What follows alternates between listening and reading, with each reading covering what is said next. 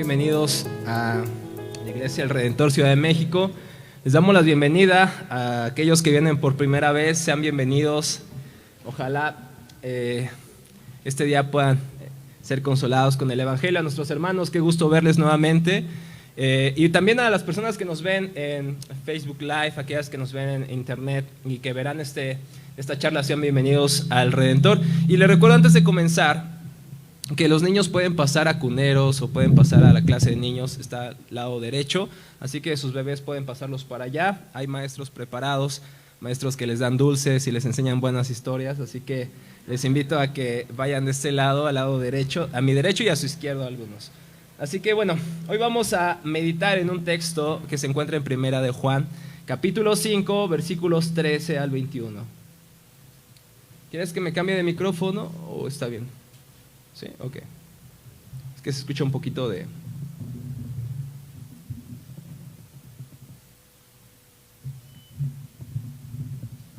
Primera de Juan, capítulo 5, versículos 13 al 21.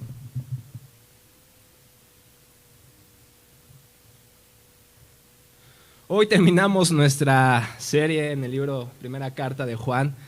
Ha sido una bendición, ¿no es cierto? Estar estudiando esta carta, estar meditando en esta carta tan preciosa que el apóstol Juan nos regala, nos escribe, y de verdad que hemos sido animados y no quisiéramos terminar esta carta, podríamos pasar más tiempo. Hay grandes predicadores que han durado 2 o 3 años en esta carta, entonces imagínense, nosotros duramos unos cuantos meses y ha sido maravilloso estar estudiando y tengo el privilegio de poder concluir con ustedes esta preciosa carta. Primera de Juan, capítulo 5, versículos 13 al 21.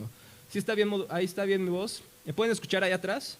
Ok, acá de este lado, ¿me pueden escuchar? Perfecto. Bueno, no sé si fue un sí o un no, pero Primera de Juan, versículo 13, dice lo siguiente. Les he escrito a ustedes estas cosas que creen en el nombre del Hijo de Dios para que sepan que tienen vida eterna. Y estamos seguros de que Él nos oye cada vez que pedimos algo que le agrada. Y estamos seguros de que Él y como sabemos que Él nos oye cuando hacemos nuestras peticiones, también sabemos que nos dará todo lo que pedimos. Si alguno de ustedes ve a otro creyente que comete un pecado que no lleva a la muerte, debe orar por él, y Dios le dará vida a esa persona. Pero hay un pecado que lleva a la muerte, y no digo que se ore por quienes lo cometen. Todas las malas acciones son pecado, pero no todos los pecados llevan a la muerte. Sabemos que somos hijos de Dios, que los hijos de Dios no se caracterizan por practicar el pecado, porque el Hijo de Dios los mantiene protegidos y el maligno no puede tocarlos. Sabemos que somos hijos de Dios y que el mundo que nos rodea está controlado por el maligno. Y sabemos que el Hijo de Dios ha venido y nos ha dado entendimiento para que podamos conocer al Dios verdadero. Y ahora vivimos en comunión con el Dios verdadero porque vivimos en comunión con su Hijo, Jesucristo. Él es el único Dios verdadero y Él es la vida eterna. Queridos hijos, aléjense de todo corazón lo que pueda ocupar el lugar de Dios. Aléjense de todo lo que pueda ocupar el lugar de Dios en el corazón. ¿Así está bien? ¿La voz? Perfecto, muy bien. ¿Qué es lo que haces cuando terminas una carta o cuando te despides de una persona? Las palabras finales son sumamente importantes, ¿están de acuerdo? Las palabras finales comúnmente son las palabras quizá con mayor énfasis, mayor urgencia, y quieres que esa persona entienda, comprenda que eso último que le estás escribiendo es importante para ti y debe ser importante para esa persona. Yo quisiera preguntarles, ¿cómo recuerdan todos los días? ¿O cómo le hacen para recordar todos los días sus labores cotidianas? ¿Qué es lo que hacen? Yo comúnmente, mi esposa lo sabe, tengo un pequeño diario o una pequeña agenda donde cada detalle de mi vida lo pongo en esa agenda. Espero que nunca la encuentre. Y de verdad, cada detalle de lo que debo de hacer, casi lavarme los dientes, casi desayunar a determinada hora, mi rutina, cómo empieza, mi baño de agua fría, mi café. Ya saben que sin café y sin coca la unción es poca, entonces hay que tomar café. Y cada cosa de mi vida la detallo en esa pequeña agenda. En ese pequeño, parece hasta diario. También tengo un diario donde constantemente anoto mis peleas con Adri, mis felicidades con Adri, mis meditaciones con el Señor. También cuando a veces me siento fatal, a veces no puedo orar o no quiero orar o no se me da tan rápido, entonces voy y primero escribo eso, cómo me siento. Y de repente cuando me siento otra vez mal o cuando me siento bien o cuando pasa cualquier cosa, regreso a ese diario y recuerdo constantemente lo que una vez sentí y lo que debo de hacer constantemente. No sé qué haces tú, quizá llenas tu escritorio de post-its en el refri, en tu escritorio, probablemente llevas igual una agenda o llevas cualquier otra cosa. Pero quisiera preguntarte, ¿qué es lo que haces no solamente para recordar los detalles o tus hábitos diarios, sino qué es lo que haces para recordar los momentos más importantes de tu vida? Algunos usamos videograbadoras, algunos quizá fotografías, y algunos más reflexivos quizás sí usan un diario. ¿Cómo registras esas cosas importantes para ti? Hoy quisiera que tuviéramos en mente esta pregunta constantemente. ¿De qué manera podemos recordar el Evangelio? ¿De qué manera podemos resistirnos a la tentación de olvidarnos de Él? Quisiera que meditáramos eso porque hoy estoy dirigiéndome principalmente por lo que veo a cristianos. Porque muchos dirán, obviamente uno cristiano olvida el Evangelio, ni siquiera lo conoce, pero quisiera que meditáramos si nosotros los cristianos es posible que olvidemos el Evangelio una vez que lo hemos escuchado. O incluso que lo estudiamos, porque probablemente tú hayas estudiado teología o leas muchos libros o leas constantemente tu Biblia, pero quisiera preguntarte esto, ¿cómo le haces en tu día a día para no olvidar el Evangelio? En este texto vamos a contestar esta pregunta y quiero meditar con ustedes en 3 ideas principales. Número 1, una vida gloriosa. Una vida gloriosa. Número 2, una protección inquebrantable. Una protección inquebrantable. Y número 3, un conocimiento verdadero. Un conocimiento verdadero. Este sermón lo he titulado Él es la vida. Fíjense lo que dice los versículos 13 al 15, nuevamente de primera de Juan 5. Les he escrito a ustedes estas cosas que creen en el nombre del Hijo de Dios para que sepan que tienen vida eterna y estamos seguros de que Él nos oye cada vez que le pedimos algo que le agrada. Y como sabemos que Él nos oye, cuando le hacemos nuestras peticiones, también sabemos que nos dará lo que pedimos. Quiero que noten el primer versículo de este texto. Aquí hay una aparente contradicción, una paradoja. Mi pregunta para ustedes es, ¿para quién se escribe primera carta de Juan? ¿Quiénes son los destinatarios? ¿Son cristianos o incrédulos? Son cristianos. ¿Y por qué digo que en este texto veo una aparente contradicción? Les he escrito estas cosas a ustedes que ¿qué? Que creen en el nombre del Hijo de Dios para que sepan que tienen vida eterna. No sé si ya notaron la contradicción o aparente contradicción. Porque le está escribiendo a cristianos, ¿estamos de acuerdo? Le está escribiendo a aquellas personas que ya creen en el Hijo de Dios. Pero ¿para qué les escribe, dice Juan? Para que sepan, para que conozcan que tienen vida eterna. ¿Les escribe o no a los creyentes? Y la respuesta es, claro que sí. Les he escrito a ustedes que creen en el Hijo de Dios, para que sepan que tienen vida eterna. Son cristianos, hermanos. Y dice Juan 3:16 que todos lo sabemos, ¿verdad? Porque de tal manera que amó Dios al mundo que ha dado a su único Hijo para que todo aquel que en Él cree, ¿en quién cree? En Cristo, ¿no es cierto? Y aquel que cree en Jesucristo, ¿qué tiene por consecuencia? Vida eterna. Entonces, Juan, explícame un poco esto, porque no te estoy entendiendo muy bien. ¿Son cristianos o no son cristianos? ¿Creen o no creen en Jesús? Entonces, ¿se puede creer en Jesús y no tener la vida eterna? No. Sabían ellos que tenían la vida eterna. Pero la pregunta es, ¿por qué le escribe nuevamente Juan esto? Porque tendemos a olvidar eso. Tendemos a olvidar qué clase de vida es la que tenemos en Cristo constantemente. Y sí, podemos asistir domingo tras domingo a la iglesia, no perdernos ningún servicio de oración o de estudio bíblico como iglesia. Podemos escuchar diariamente Renovando tu mente por R.C. Sproul en la voz de ¿quién? De Pepe Mendoza, ¿verdad? Podemos todos los días escuchar Mujer Verdadera o Aviva Nuestros Corazones. Incluso ser tan disciplinados para no perdernos las publicaciones de Teología para la Vida. O cualquier otra cosa. Seguimos al pie de la letra nuestro plan anual de lectura de las Escrituras. Aún con todo esto, mis hermanos, tenemos que ser honestos. Tendemos a olvidar el Evangelio. Tendemos a olvidar la vida eterna. Podemos ser muy disciplinados. Y es más, sabiendo que tendemos a olvidar el Evangelio, es que hacemos constantemente esas cosas. Leemos la Biblia, oramos como iglesia, oramos con nuestro matrimonio, individualmente, porque tendemos a olvidar el Evangelio. Martín Lutero, el reformador alemán, solía decir lo siguiente. El gran reformador. Todos los días, dice Lutero, debo recordar el Evangelio, porque todos los días lo olvido. ¿En serio? Es Martín Lutero que lo está diciendo. Y los que conocen a Martín Lutero es uno de los que vemos y decimos, la Reforma Protestante del siglo XVI. El gran héroe de la Reforma.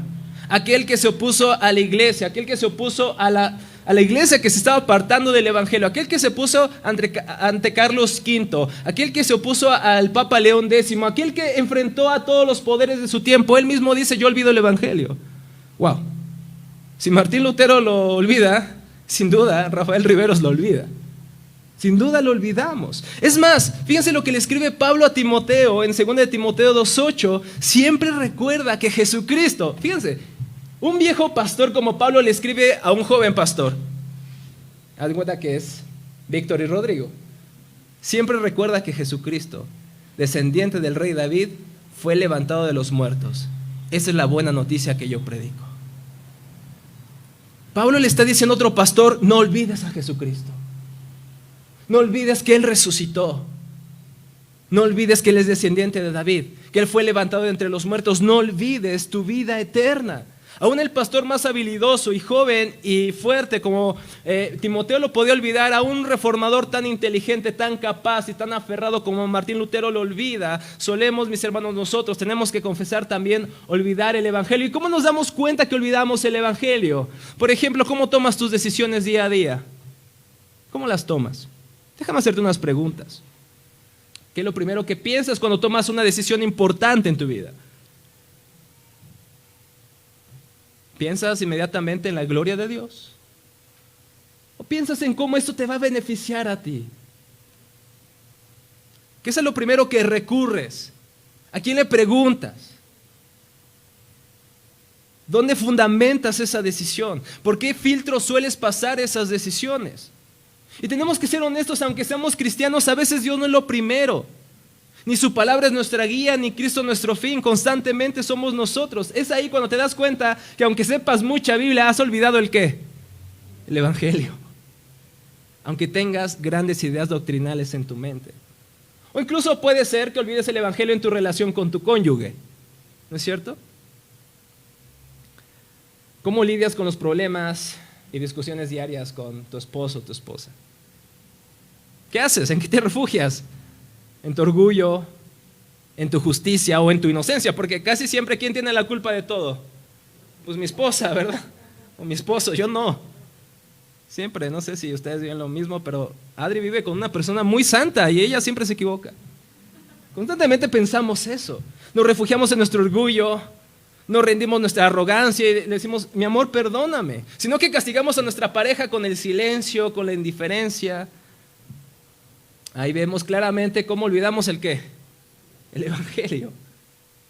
Aunque sepamos pronunciarlo, confesarlo, aún saber de memoria el credo de los apóstoles, solemos olvidar el Evangelio.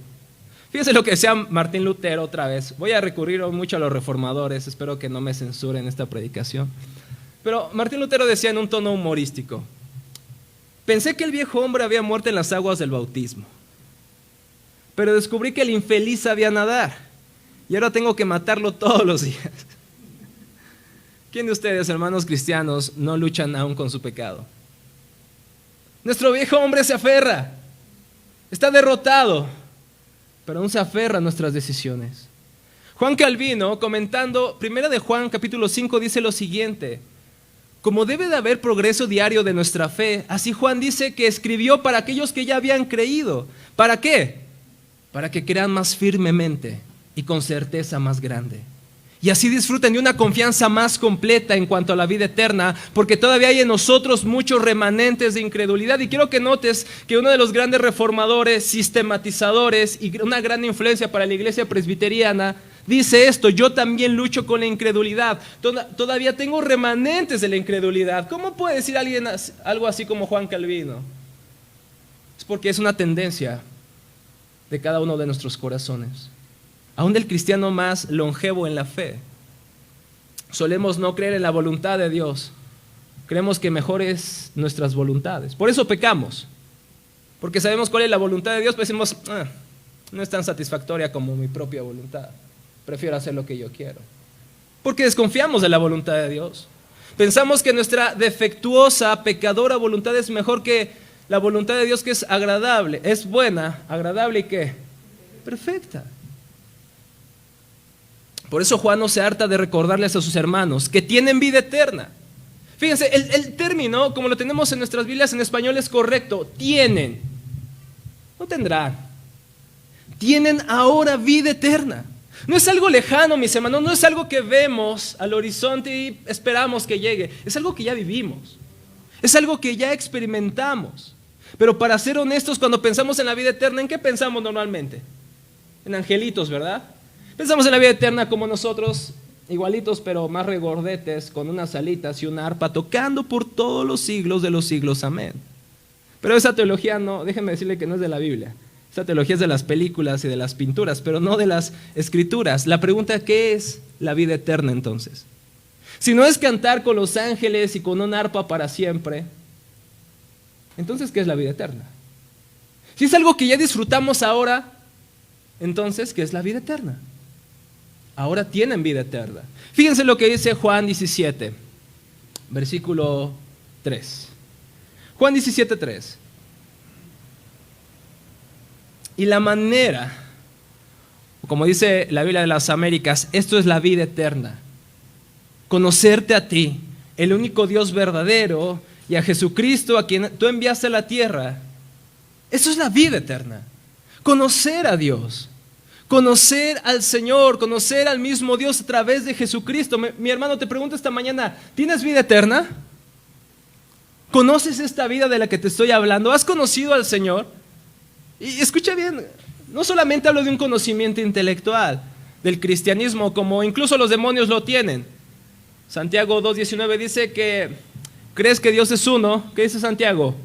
Felicidades, has aprobado el examen de teología básica. Pero Santiago dice no, aún los demonios ¿qué? Creen y tiemblan.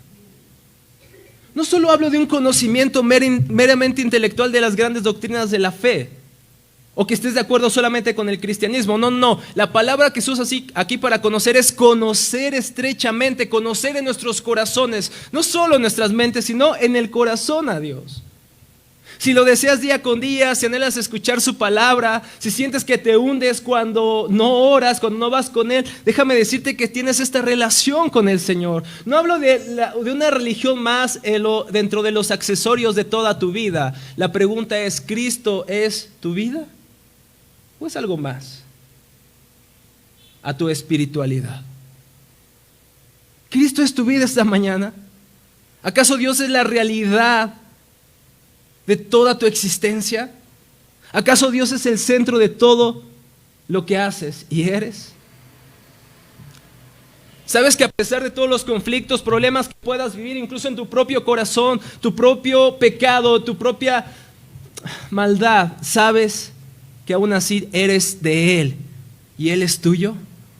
Eso es ser cristiano. Como dice Gary Borch, un comentarista bíblico, no se trata simplemente de la vida que Dios ha dado, sino que es vida eterna, es un don que se ha de poseer ahora. El tiempo verbal de este texto presente implica los efectos que confirman y hacen duradera esta relación eterna. La vida no es una simple promesa, sino una herencia que se disfruta aquí en el presente. Hermanos, es el conocimiento de Dios a pesar de nuestras circunstancias. Es valorar a Dios a pesar de todo lo que vivamos. Fíjense lo que dice Habacuc en Habacuc 3:17. Aunque las higueras no florezcan y no haya uva en las vides, aunque se pierda la cosecha de la oliva y los campos queden vacíos y no den fruto, Aunque los rebaños mueran en los campos y los establos estén vacíos, aún así me alegraré en el Señor, me gozaré en el Dios de mi salvación. Fue el texto de su boda, ¿verdad, Tere?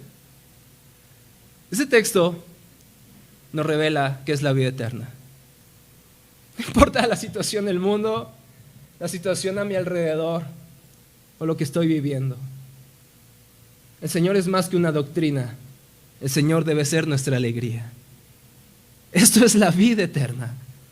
Y aquel que la posee, dice Juan, si tú posees esta vida eterna debes estar seguro de algo. Dice el versículo 14, y estamos seguros que Él nos oye cada vez que le pedimos algo que le agrada, y sabemos que Él nos oye cuando hacemos nuestras peticiones, y también sabemos que nos dará lo que le pedimos. El Señor nos escucha cuando pedimos algo según su voluntad, como lo traduce la Biblia de las Américas, o como dice la NTV, cuando pedimos según lo que Él le agrada. ¿Y cómo sabemos que le agradan nuestras oraciones? Bueno, porque estamos en Cristo.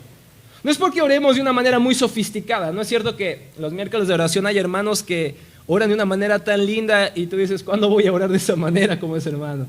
Pero Dios no te escucha por lo lindo de tus oraciones o porque usas palabras muy sofisticadas. No, Dios te escucha porque estás en Cristo. Y porque si estás en Cristo estás en su voluntad. Y estamos seguros de eso. Podemos confiar, hermanos, que el Señor nos oye y su respuesta siempre será la mejor, aunque su respuesta no sea lo que esperamos. ¿No es cierto que a veces nos enojamos con Dios porque no responde según nuestra petición? Y pensamos que Dios no responde, pero quizá Él ya ha respondido, quizá no de la manera que queremos. Pero ¿por qué podemos estar seguros? Porque el Señor oye nuestras oraciones y no hay nadie que nos conozca mejor y conozca mejor lo que necesitamos que aquel que nos creó y nos ha redimido. Por eso la respuesta a tu oración, aunque no parezca la que tú quisieras, es la que el Señor sabe que es la mejor para ti. Descansa en el Señor. Esto lo reafirma Juan Calvino cuando escribe lo siguiente. Dice, porque si me fuera permitido pedir lo que me complazca, y si Dios sabe mis deseos, sería proporcionar un mal para mí el que Dios conceda mis deseos pecaminosos. Porque lo que puede ser conveniente para nosotros no lo sabemos. No, nosotros ardemos con deseos corruptos y dañosos. Por tanto, hermanos, cada vez que oramos al Señor debemos pedirle como el Señor en Getsemaní: Señor, quisiera que pasaras de mí esta copa, pero que no se haga ¿qué? Mi voluntad, sino la tuya. Eso es la oración bíblica. Señor, tú sabes lo que quiero, tú sabes lo que yo pienso necesitar, pero ¿quién me conoce más, Señor? ¿Quién me conoce más sino tú? Por lo tanto, que no se haga mi voluntad, que se haga tu voluntad. Por eso podemos estar seguros que el Señor nos escucha y el Señor nos dará lo que necesitamos. Eso nos lleva a nuestro segundo punto: una protección inquebrantable. Una protección inquebrantable. Fíjense lo que dicen los versículos 16 en adelante, de primera de Juan 5. Si alguno de ustedes ve que otro creyente comete un pecado que no lleva a la muerte, debe orar por él y Dios le dará vida a esa persona. Pero hay un pecado que lleva a la muerte, y no digo que se ore por quienes lo cometen. Todas las malas acciones son pecado, pero no todos los pecados llevan a la muerte. Sabemos que los hijos de Dios no se caracterizan por practicar el pecado, porque el Hijo de Dios los mantiene protegidos y el maligno no puede tocarlos. Sabemos que somos hijos de Dios y que el mundo que nos rodea está controlado por el maligno. Mis hermanos, bienvenidos a uno de los textos más difíciles de toda la Biblia. De verdad. Erwin, ¿me entiendes? Es uno de los textos más difíciles de interpretar. Pero yo les voy a dar un consejo de maestro. Siempre que tengan un problema en interpretar un texto, antes de ir al diccionario, antes de ir a la Concordancia Strong o a internet, a San Wikipedia, ¿verdad?, vayan al contexto.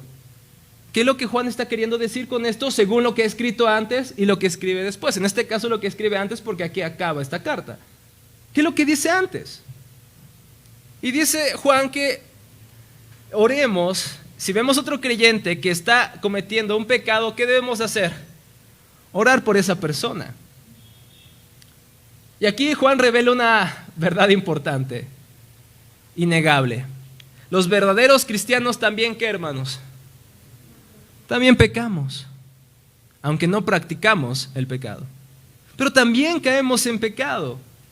No sé si esto te sorprende o te asusta. Si te asusta y te sorprende, deberías dudar de tu sorpresa. Porque si eres un cristiano real, si eres un cristiano genuino, tienes que reconocer que hay una batalla en tu corazón, que aún no amamos a Dios completamente y perfectamente, que muchas veces le damos adoración a otras cosas, a otras personas, en vez de darlo a Dios.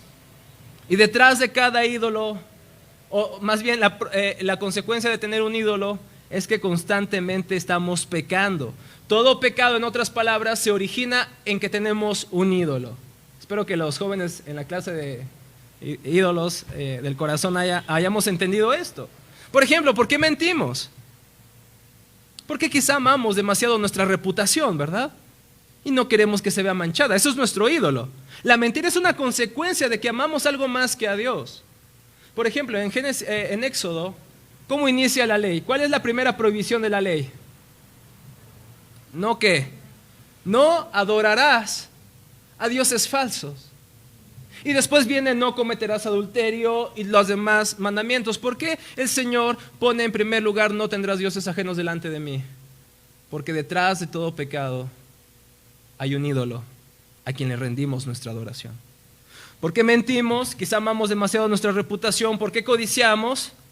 Porque amamos las cosas materiales incluso más que nuestra propia vida, incluso que nuestra propia familia. Solemos descuidar a nuestra familia, nuestra salud, por obtener más.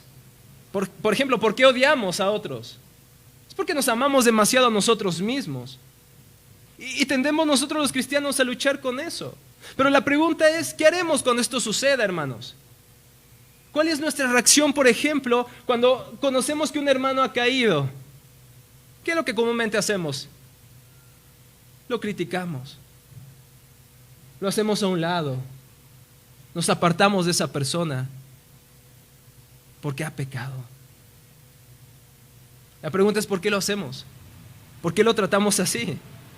Porque muchas veces creemos o aparentamos que no hay ninguna batalla en nosotros, que somos perfectos. Te pregunto, si tú das esa imagen, ¿qué cristiano se va a acercar a ti y pedirte oración por esa batalla en su corazón? Hermanos, aquí no estamos las mejores personas, las personas más santas. Estamos personas que están batallando con su pecado. ¿Y saben de lo que estoy hablando? O como dice Víctor, estoy muy barroco esta mañana. Pero luchamos con nuestro pecado. Mis hermanos, ojalá fuéramos tan humildes de verdad en nuestros corazones para reconocer que aún batallamos con nuestro pecado y que podemos orar por otros hermanos en la fe. Por eso Juan dice una cosa más. Pero hay un pecado que lleva a la muerte y dice, no digo que se ore por quienes lo cometen. ¿Qué quiere decir Juan en este texto? Dice, oren por los hermanos que pecan, pero hay un pecado mortal, hay un pecado que nos lleva a la muerte. A eso les digo, no les insto a que oren. ¿A qué se refiere Juan? Es un texto bastante interesante, bastante difícil. Pero recordemos que en el contexto de la carta, Juan ha tratado el asunto de los falsos, ¿qué? Falsos maestros, de los falsos profetas del anticristo, de los anticristos que han venido. Y nuevamente, cada vez que interpretemos un texto, debemos hacerlo a la luz de su contexto. ¿De qué está hablando? Está hablando de los falsos maestros, aquellos que niegan a Jesucristo como el Hijo de Dios, aquellos que se niegan a reconocer a Cristo como verdaderamente hombre y verdaderamente Dios. Estas personas que por mucho tiempo estaban dentro de la iglesia, decidieron salir de la iglesia, ¿por qué? Para apostatar de su fe, para negar nuestra fe, para negar el evangelio. Estas personas de su propio corazón han decidido darle la espalda al Señor. Les encanta vivir con su pecado. No se duelen por su pecado. No les molesta su pecado. Pueden vivir en paz con su pecado. Esta es la prueba de que estas personas no eran verdaderamente cristianas. Se han envanecido, han endurecido sus corazones. Cierto comentarista dice que el pecado de muerte no es una caída parcial o una transgresión de un solo mandamiento, porque honestamente, constantemente nosotros estamos violando los mandamientos, ¿no es cierto? Pero dice este comentarista, no, el pecado mortal no es violar un solo mandamiento, sino es apostatar de la fe, por la cual los hombres se enajenan enteramente a ellos mismos de Dios. En otras palabras, es renunciar a Dios, es darle completamente la espalda. La persona que rechaza a Jesús como Cristo y no ama a su prójimo, comete este pecado, no comparte la comunión con el Padre y el Hijo y queda excluida de la vida eterna. Ha dejado la comunidad cristiana porque realmente no pertenecía a la misma y ha sido engañadora. Este pecado Tiene que ver con aquellos que de su voluntad han decidido darle la espalda a Dios. Esto es la muerte espiritual. Y Dios enjuiciará a estas personas. Pero haciendo un contraste, una distinción, Juan dice en el versículo 18. Sabemos que los hijos de Dios no se caracterizan por practicar el pecado, porque el Hijo de Dios los mantiene protegidos y el maligno no puede tocarlos. Sabemos que somos hijos de Dios y que el mundo que nos rodea está controlado por el maligno. La pregunta es, ¿cómo sabemos que somos hijos de Dios y no somos como aquellos que están en muerte espiritual y que apostatan de su fe? ¿Cómo sabemos eso? ¿Cómo sabemos que los que estamos aquí sentados verdaderamente somos hijos de Dios? Probablemente ni siquiera estarías aquí. Ni siquiera estarías aquí sentado. No te importaría absolutamente nada lo que te estoy diciendo. Ni siquiera aquellos que se están durmiendo ahorita mismo. Ni siquiera te importaría la iglesia, no te importarían tus hermanos, la comunión, la Santa Cena, la predicación. No te importaría tu pecado, no te importaría lidiar con tu idolatría. Hoy estuviéramos en cualquier otro lado, y no lo digo por aquellos que hoy no vinieron a la iglesia, sino me refiero a aquellos que para su corazón, para ellos mismos, el día del Señor es como cualquier otro día. No sienten profunda necesidad de Cristo. Si hay tiempo, dicen estas personas, vamos a la iglesia, pero si sale otro plan mejor, pues no vamos, vamos a desayunar con nuestros compadres. Dicen ellos, al final de cuentas, Dios conoce nuestro ¿qué? Precisamente eso debería darte temor en vez de excusarte, porque Dios conoce tu corazón. Pero también dice Juan que si somos hijos de Dios no practicamos el ¿qué? El pecado. No estamos en paz con nuestro pecado, estamos en una guerra constante en contra de él. Pecamos, pero nos abatimos por pecar. Nos cuidamos de pecar no tanto por las consecuencias a ser descubiertos, sino por amor a aquel que nos ha salvado y nos ha perdonado la vida. Pecamos, hermanos, pero vamos al trono de la gracia y pedimos fuerzas para cambiar, porque nos sabemos perdonados por Cristo. Sí, hermanos, no practicamos el pecado, pero lidiamos con esta lucha. Dice Gary Borch, el mundo no está bajo el asedio de Satanás, apenas lucha contra él. El mundo está en los brazos de Satanás.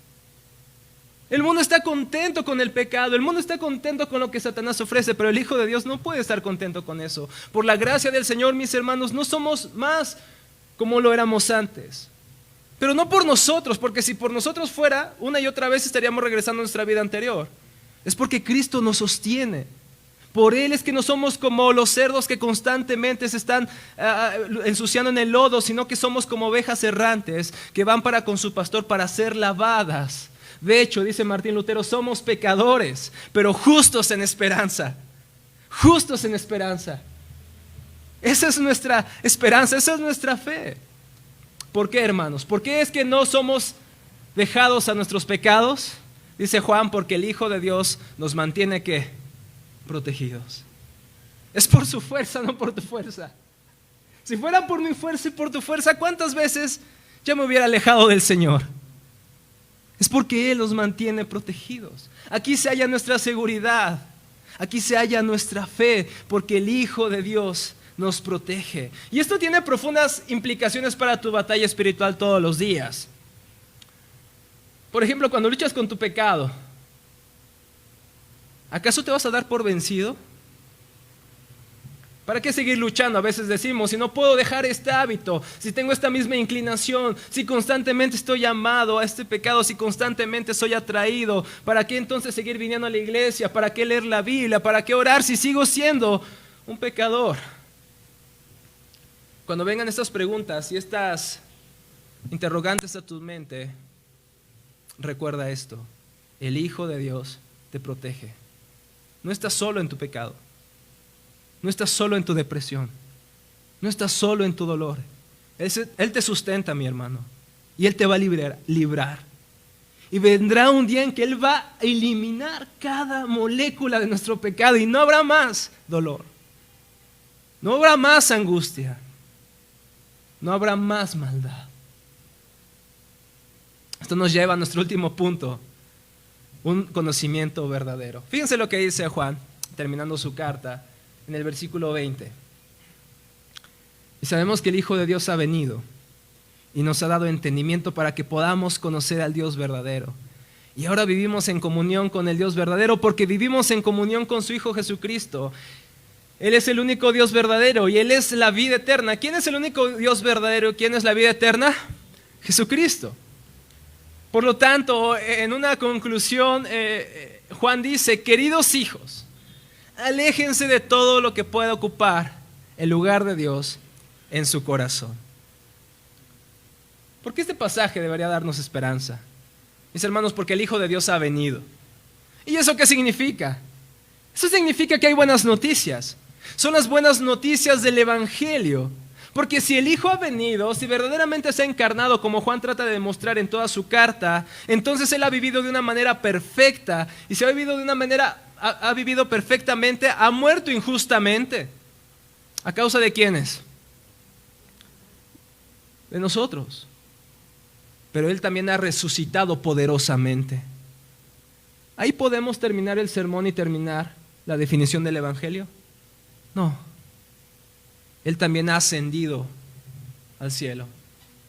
¿Y está sentado a la diestra de quién? ¿Y está sentado con los brazos cruzados ahorita? ¿Qué está haciendo? Está intercediendo por nosotros. Por este sermón imperfecto, por nuestra adoración imperfecta. Él constantemente está intercediendo, Él está trabajando. Él está delante de su Padre orando por nosotros, porque sabe que somos pecadores.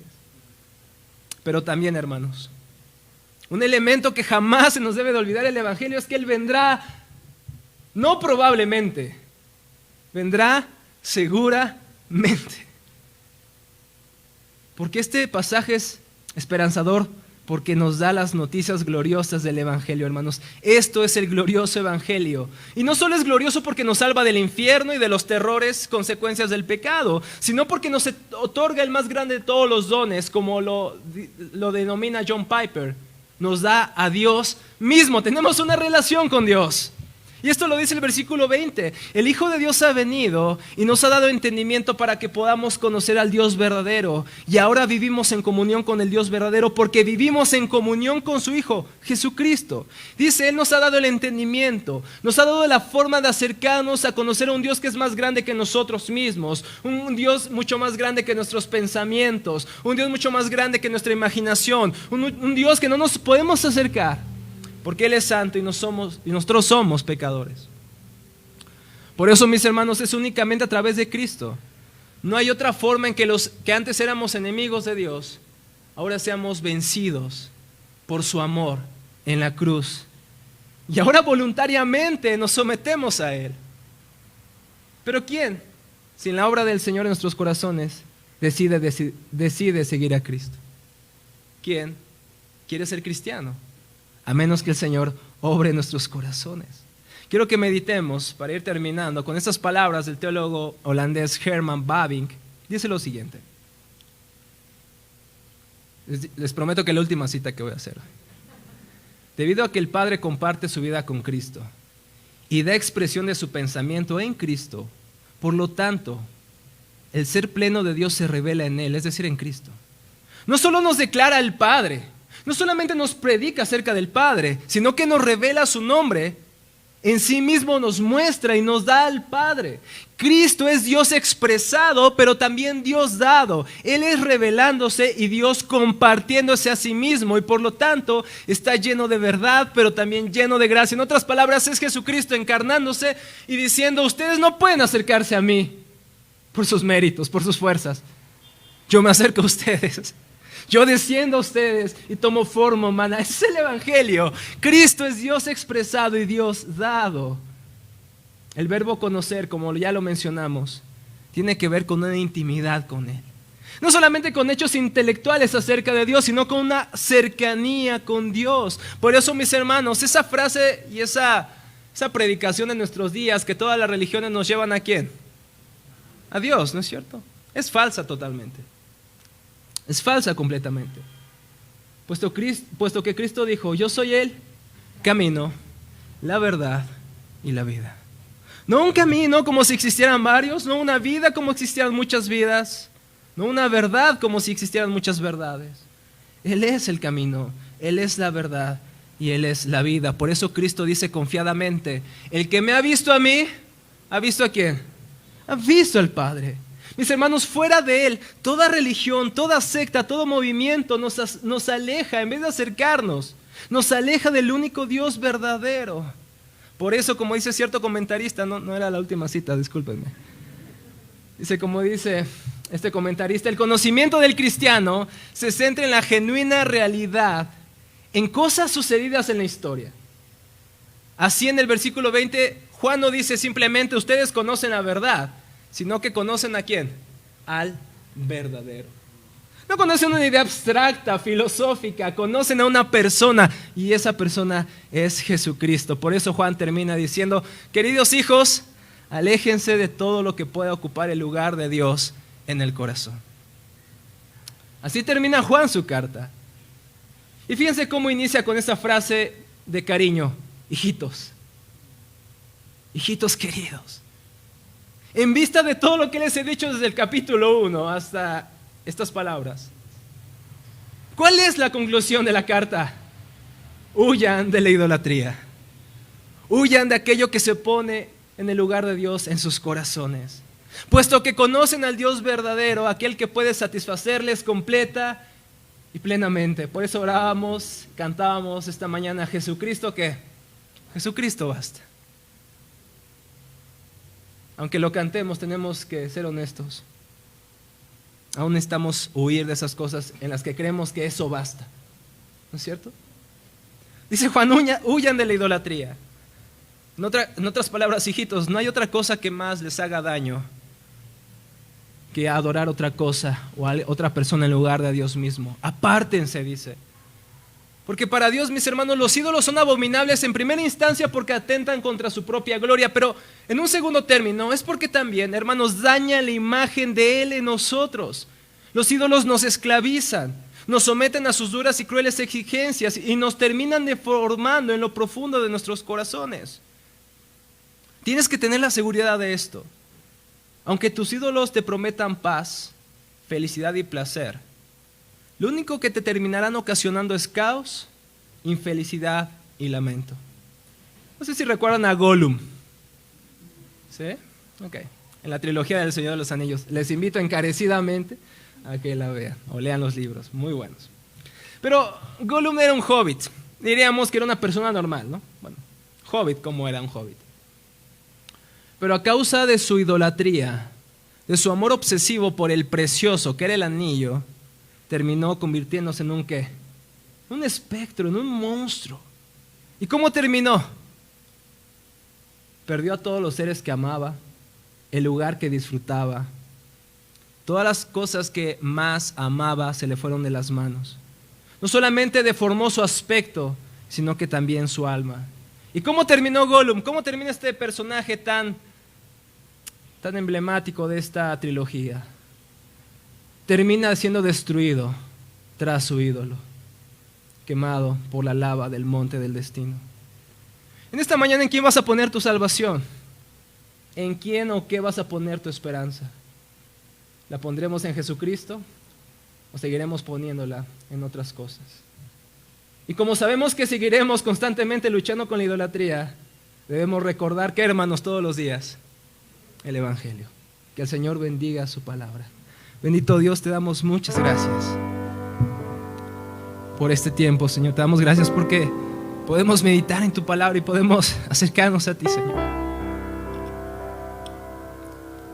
Somos personas, Padre, que aún no te amamos completamente, Señor. No podemos amarte como quisiéramos amarte. No te adoramos como quisiéramos y deberíamos adorarte, Señor. Cuánta falta tenemos de recordar el glorioso y el bendito Evangelio. Gracias porque viniste, Señor. Gracias porque nos buscaste. Si no fuera así, jamás te buscaríamos. Que estas verdades de tu palabra, que esta carta que hemos estudiado en esta semana, Señor, Padre, calen profundo en nuestros corazones, de tal manera que constantemente en nuestro día a día, Señor, cuando sabemos que olvidaremos el Evangelio, recurramos a ti, vayamos al trono de la gracia y si pecamos, Señor, Tú eres fiel y justo. Eres fiel y justo no porque nosotros somos fieles a ti, somos justos delante de ti. Tú eres fiel y justo porque, Padre, tú eres fiel al sacrificio de Cristo. Y tú no puedes negarte a ti mismo al aceptar el sacrificio de Cristo, morir por nosotros. Por esa causa, Señor, tú nos sigues perdonando hoy. Ayúdanos a descansar en Cristo nuevamente, Señor. Lleva nuestros corazones al pie del Gólgota, que hallemos nuestra esperanza, Señor. Aquí estamos, Padre, delante de ti, no confiados en nuestras justicias o en nuestra santidad. Confiamos en ti, Señor. Somos pecadores, como admite Martín Lutero, pero por esperanza somos justos. Esperamos ese día que tú vengas, Señor. Tu iglesia y el Espíritu dicen, ven. En el nombre de Cristo oramos. Amén.